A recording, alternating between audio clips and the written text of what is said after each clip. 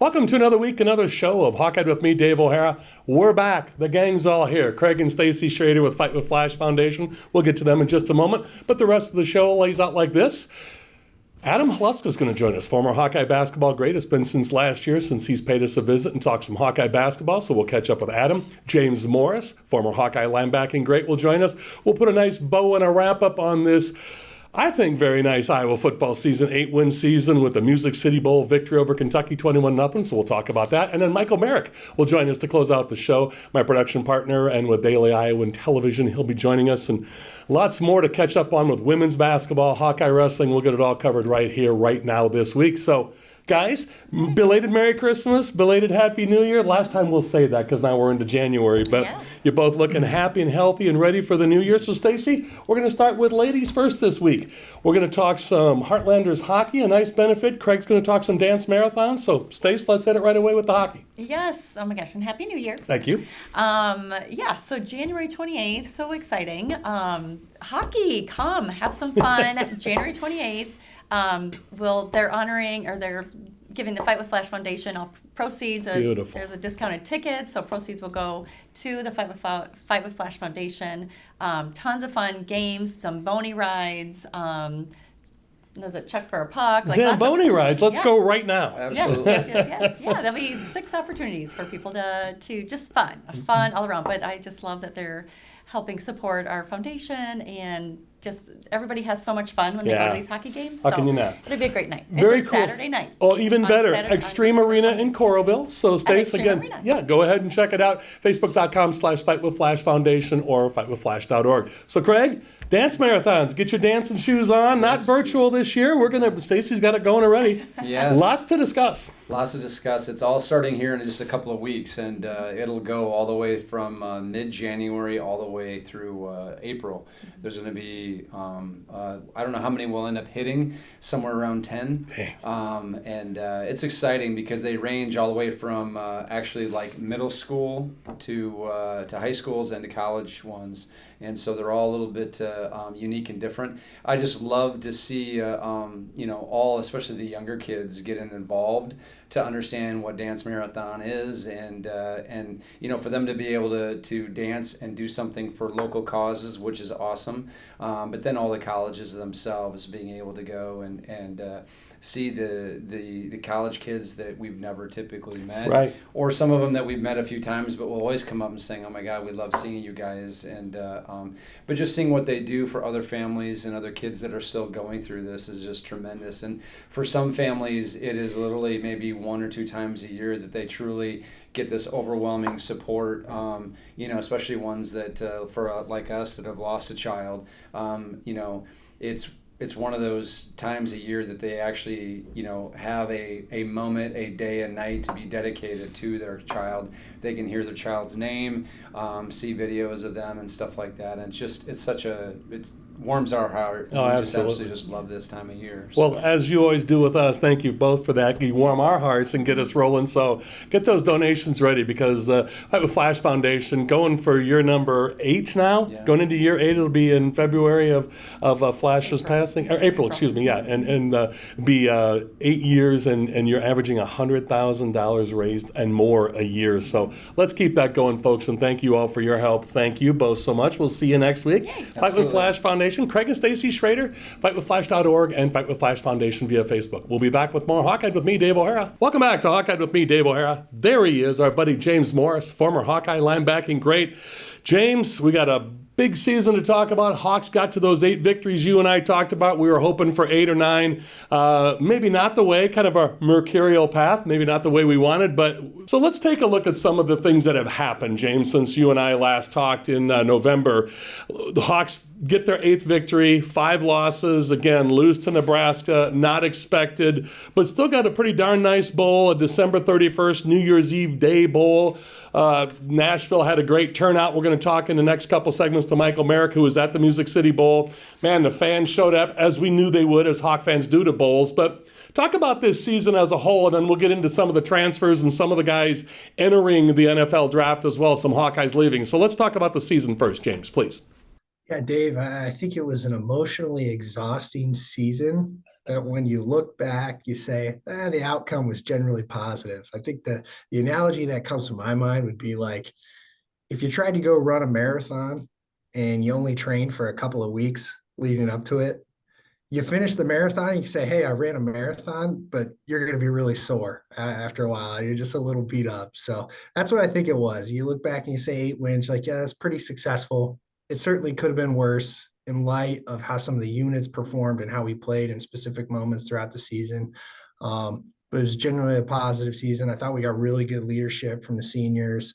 I thought the guys that we expected or needed to play well generally did, except for a few position groups. And just a high character group. And I know the fans should be really appreciative and really thankful of the group of guys that just came through. Yeah, I think that's the way to look at this, and well stated coming from you, a former Hawkeye linebacking great. And so Lucas Van Ness going to the NFL, leaving Phil Parker's defense, but Joe Evans coming back, Noah Shannon coming back, a lot of guys coming back. Look what Wangpa did, young guy in the bowl, got his first start, touchdown. Do I have to say anything more after I say Cooper DeJean? What more needs to be said? He's got 2 years left, as you're agreeing with me. Let's talk about some of that defense. Some linebackers leaving, though, of course, with Benson. He could come back, but Jack Campbell gone, Riley Moss gone. You know what it's like, James. What's it like to Phil Parker to replace guys, but also have a core group coming back? Yeah, they've got a good group of guys coming back. They really, really rely heavily on the linebacking position to provide leadership and direction on the field, and that's in relation to adjustments and making the right checks. So losing 3 veteran linebackers like they are, that is going to hurt. Now, we saw some good stuff from the reserves throughout the year, and any experience that they have is going to be better than nothing. But I think it's reasonable to expect a drop off in that position group next year. I'm curious to see how the defensive linemen, the young guys on the defensive line, step up to backfill some of those guys that are moving on. And then in the secondary, I think that should be a strength next year, and it's becoming a pretty exciting theme. Just watching Wangpa in that bowl game, well, he really flashed, and I'm not just talking about the interception return, but I'm talking about some of the other stuff that he was doing in the back end. Pretty impressive stuff, and seemed to be in line with some of the narrative or hype around him when he was coming out of high school. Don't want to anoint him yet, just like we didn't want to do that with Cooper last year, the year before that. But promising stuff for sure. When you bring up an interesting point about filling in on the line, they're giving Van Ness a hard time of leaving. And James, I'll say my usual statement. Why does anybody go to college? To get a job. He's going to get a real good job. He's a first-round pick. I don't know if it gets much better for him if he comes back. Of course, I don't want to lose a player like that. But in today's day and age, James, completely different than your playing days less than 10 years ago. With the transfer portal, of course, Cade McNamara coming in, all the big tight end coming in from Michigan with McNamara. But then also guys going to the NFL draft. Talk to me a little bit about that, your feelings. Again, I don't like to lose a guy with the talent of Lucas Van Ness, but that is a reality, James. Yeah, it is. And we wish him the best and certainly don't fault him at all. He must have gotten some really good feedback from there's a process by which you can ask for feedback on where you would land, and he must have heard something that he really liked. And I certainly don't fault anybody for making that decision. The reality is, for a lot of guys, you only have so many hits, and you don't know when that last hit is coming. And for some guys, it's in college. For some guys, it's a few years into the NFL. It certainly was for me. And some guys are very blessed to play 10, 11 years. I hope that Van Ness will be the latter, but wish him the best. And he did a great job when he was here, and he's going to be a great ambassador for Iowa in the NFL. So I'm almost always siding with the players on that decision, just based on my background, Dave. Yeah, absolutely, and I expect nothing less from you, but honest nonetheless. And talk to me about Jack Campbell, emotional or not. Man, you know what it's like to leave Iowa as a linebacker, and again, you say in a different place that Campbell did, but the world is that guy's oyster. You got to agree with me on that, James. Yeah, I just want him to stay healthy. If he just keeps doing what he's doing, he's going to put together a great career in the NFL. just needs to stay healthy. I'm not going to put any jinxes out there on him, comparing him to players of the past or things like that. He left his mark. I don't know if it's official yet or not, but I would certainly think he's going to be a consensus All-American, great career statistics. The linebackers and guys on the defense, we used to talk about leaving the jersey in a better place, and he certainly did that. Iowa was lucky to have him, and I hope the fans enjoyed watching him. But the good news is there's going to be plenty more opportunities to watch him in the future going forward. Absolutely. James, my friend, thank you so much for your time today. We'll look forward to catching up with you later this spring, maybe early into the summer. We'll do a little check-in with you and leading into the Hawkeye football season. Thank you for all your good work throughout this year. Always appreciate your time. I know you're very busy, living the life and doing very well at Principal Financial. So thank you again for coming in and talking Hawkeye football with us, and we'll talk to you soon, James. Great to be here, Dave. Pleasure as always. Thank you so much. He is James Morris, former Hawkeye linebacking great. I'm Dave O'Hara with Hawkeye. We'll be back with Adam Haluska, former Iowa Hawkeye basketball playing great, in just a few moments. To have a strong finish, you need an excellent start. It's true on the track and also in the field. That's why Mershman Seeds works tirelessly to deliver cutting-edge technology year after year. Introducing Starting Line, Mershman Seeds' latest advancement in seed treatment, now providing added protection from white mold and sudden death syndrome all season. Ask for Starting Line seed treatment from Mershman Seeds, your friend in the field. Hi, I'm Joel from Tice Chevrolet. We've lived through some very interesting times the last few months. Ensuring everyone's safety is more important than ever. That is why we are participating in the Chevy Clean program. At your request, we will pick up your vehicle, service it, and return it after we've cleaned it using the current CDC guidelines. This is just another way to work towards exceeding your expectations. So give us a call and let us show you what it means to be part of the Tice Automotive family. Welcome back to Hawkeye with me, Dave O'Hara. Here's our buddy Adam Haluska. Adam, great seeing you again. Dave. Yep, Thank absolutely. you. You too. Thank you for being here. Adam joins us, former Hawkeye basketball playing great. Second round pick in the 07 draft and in the NBA, and then went overseas and had some injuries he dealt with. Now doing very well. Wells Fargo Financial and in the Iowa City area here, Solon to be exact. Yep. Got some young ones coming up. I hear some extremely good ball players in your family. Well, they just got to keep working hard. But I've got 4 kids, and yeah, we're in that stretch now where 3 of them are involved in some kind of activity. So a lot of late nights. That means mom and dad are involved in the activities. Yeah, Trust me, I know this. So, Yep. But folks, do yourself a favor and Google Adam Haluska. I won't go through the whole list, but state champion, track, could have been a great football player at Iowa, but chose basketball, and being a second-round NBA pick, I think you made the right choice in basketball. But let's talk a little bit about this year's Hawkeye basketball team. We haven't visited with you since this early fall and this past fall, and we talked about off the air here, Patrick McCaffrey. So let's bring it on the air. And I think you're a perfect person to talk to, Adam, about this with the pressures of being a former Hawkeye. And for those of you that forgot, Adam went to Iowa State the first year out of Carroll, Iowa, and went to nearby Iowa State and then transferred to Iowa and partnered up with, Greg Bruner and our buddy Jeff Horner. But that's a lot of extraneous outside pressure that I don't think a lot of people realize, and Patrick going through everything he's gone through in his life. Let's talk about that a little bit, if you would, for us, please, Adam. Yeah, I think everybody's different, and Patrick, he's done a lot, right, and been through a lot in his early career.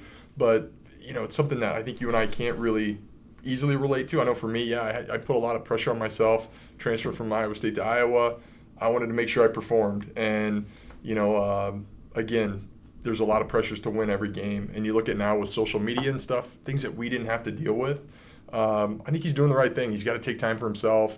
He's got a great support network. He's got a great family. They're here. They're local. It's not one of those where a player's got family that's, Right.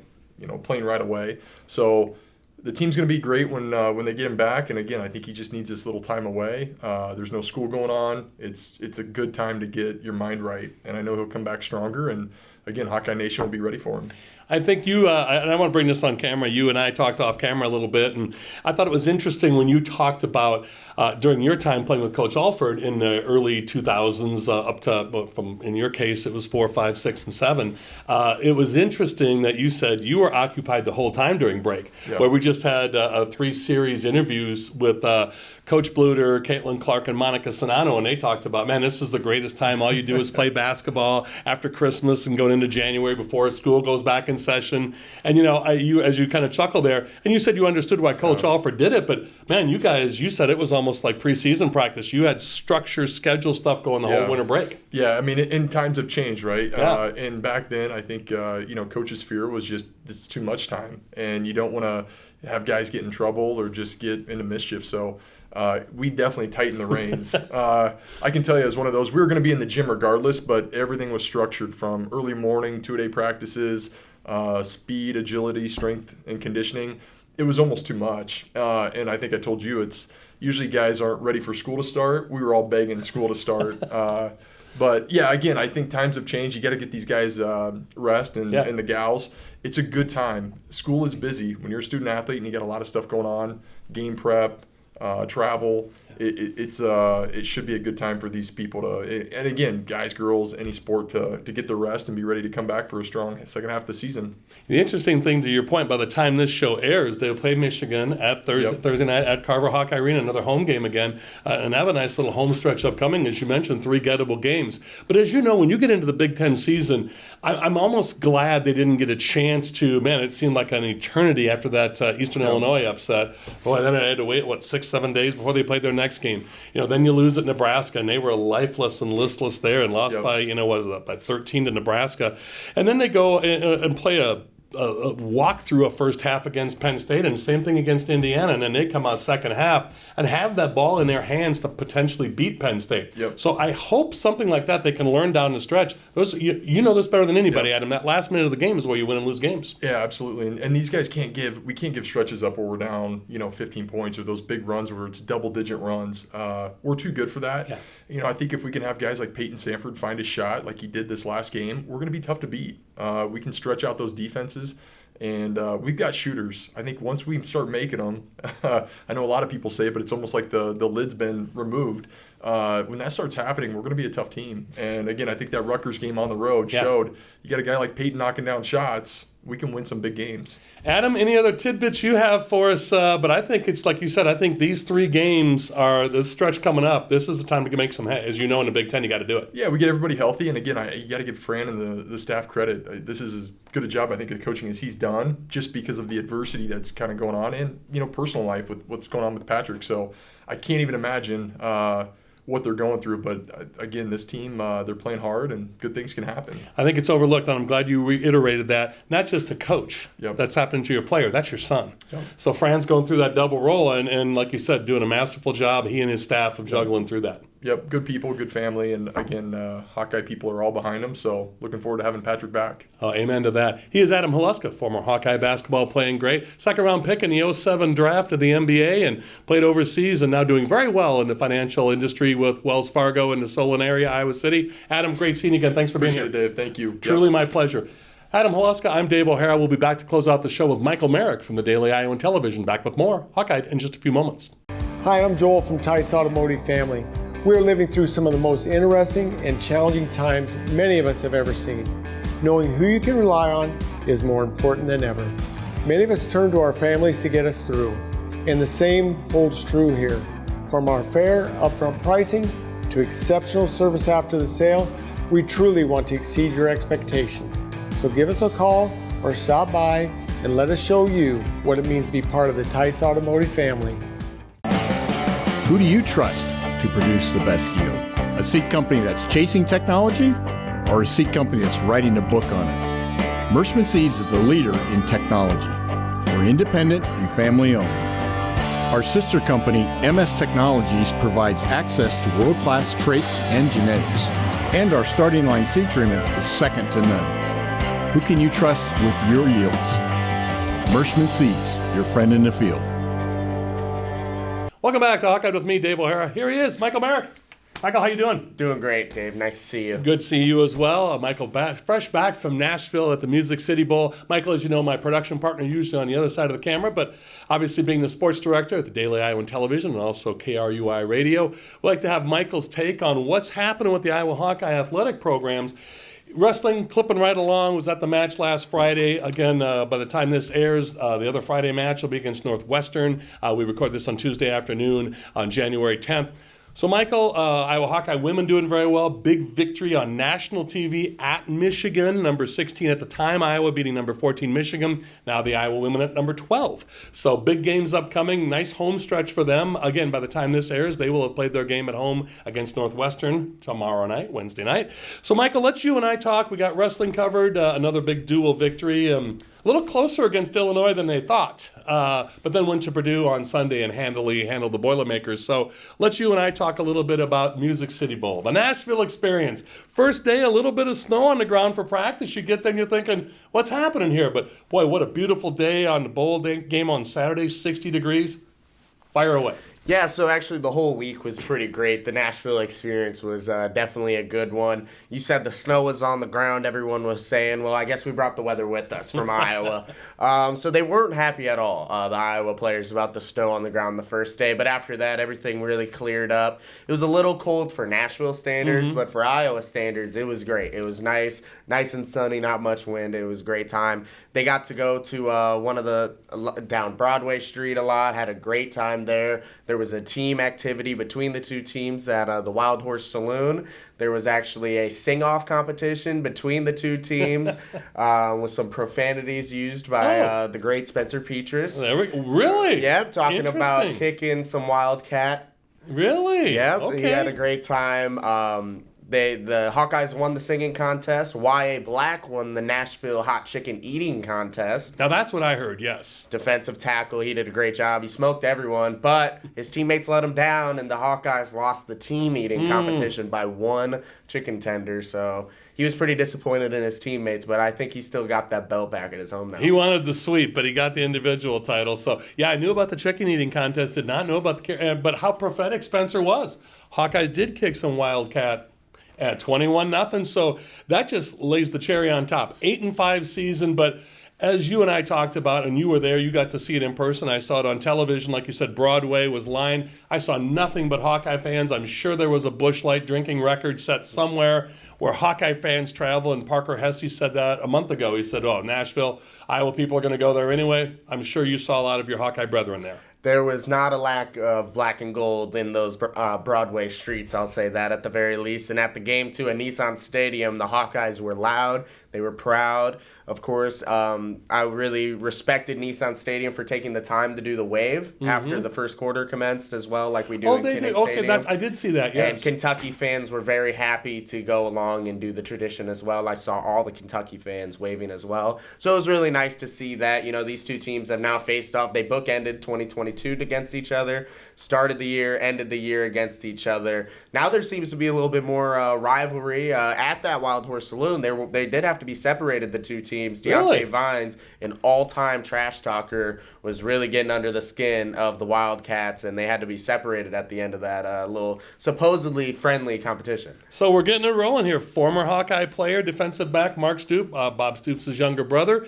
So now a little rivalry built here. And, to your point, I'm glad that they brought the wave down and not the usual stadium wave, but the Kinnick Children's Hospital wave. They brought that down to Nissan Stadium. So that was really neat. I'm glad you mentioned that because we did see that on TV, but I'm sure in person, like you said, that was something else. So I got to tell you, Michael, it's been great covering the football season with you all year. Again, a mercurial path, not the way we wanted to get there at 8-5.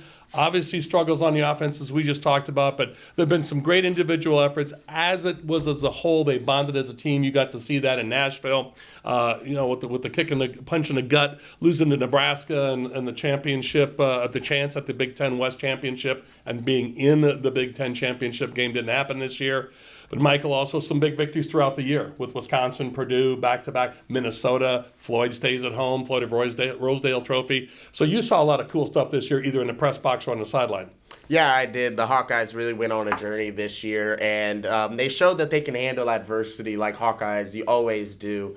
It was really great to see the teammates always willing to help each other out. There was never a time in the season where they were pointing fingers. There was that time where they were down 3-4, I believe, was their record, and they had every opportunity to point fingers at that offense. They had the bye, and they lost to Michigan, Illinois, and Ohio State, and that bye in there, and it was 4 weeks of just sheer hell being around that. Exactly, and there was so many opportunities to where the defensive players or even the offensive skill position players could have tried to point fingers at their quarterback. Yep. They never did that. They were always 100% behind Spencer Petras, always wanting the better of this team, and as Sam Laporta, as all the Hawkeyes say, all of them wanted to leave the jersey in a better place, and I believe we had so many great Hawkeyes this year that did just that. That's a perfect drop-off point. Leave the jersey in a better place. James Morris said that earlier. You just refrained with that. That's perfect.